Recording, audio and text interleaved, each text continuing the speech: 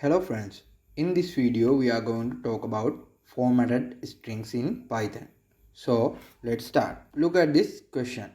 Calculate the value of 5 plus inside parentheses to multiply by 8 inside string and display 8. So basically this means we should calculate of this mathematical function inside the string. So let's go to the Visual Studio Code. I am going to create a new file inside my project directory. I am going to call this string underscore formatting, then .py extension. Okay, let's write print statement on here. Inside the parentheses, I am going to create a empty string. Inside this empty string, let's use this mathematical statement. Okay, I am going to paste this mathematical statement in here. So let's run this program.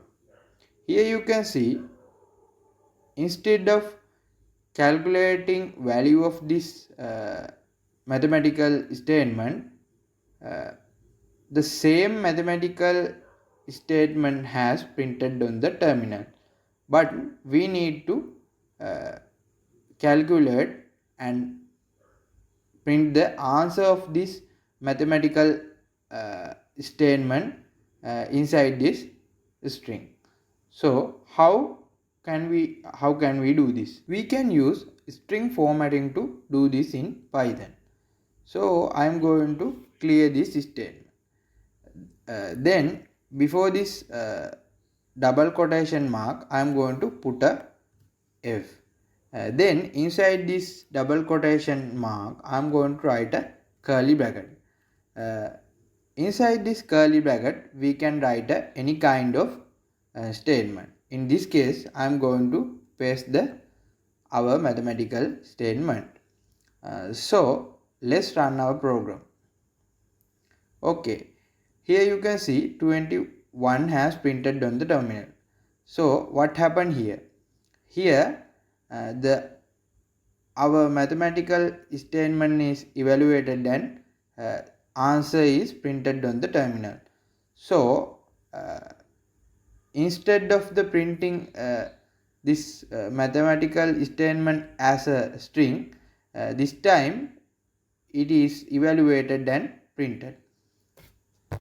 Also we can add strings right after this curly bracket. So I am going to write is the answer.